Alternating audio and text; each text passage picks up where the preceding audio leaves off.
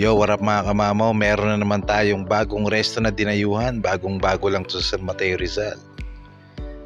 Ayan, ang Hangout Resto. Dito lang yan sa may Patiis paglagpas ng Sea Oil. Ito ang kanilang front bar. At ito naman ang kanilang dining area. Maluwag na maluwag yan at malamig ang aircon dito.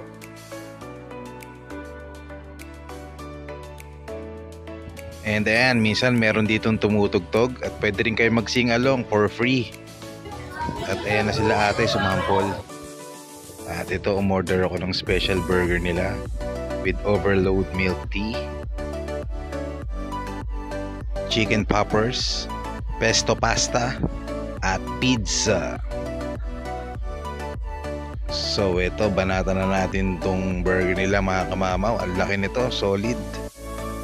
At nga pala, 100% pure beef patty itong burger nila rito. Walang halong mga kung ano-anong extender.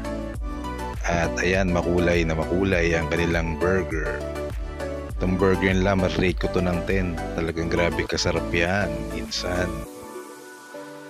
At binigyan rin pala ako nilang extra cheese sauce. Kaya yan, buhos na natin lahat yan.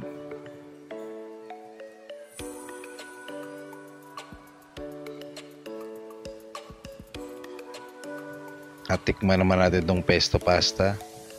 Yun, grabe. Sarap din nito. Hindi siya ganun katapang. Kaya 10 out of 10 din ang score ko rito. Ayos. Next ang chicken poppers. Ayos ang pagkakaprito niyan. Perfect. Wala rin ako masay dyan. Bigyan ko rin yan ng 10.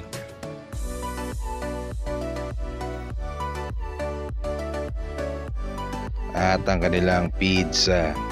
So ito na medyo na kulangan lang ako sa lasa ng cheese, pero okay naman siya. Bigyan ko siya ng 8.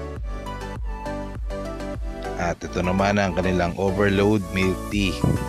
So ayan, grabe kasarap din yan, insan.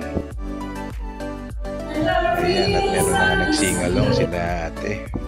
So yun mga kamamaw, highly recommended tong resto na to. Try nyo na. So hanggang dito na lang, laging tandaan, enjoy life.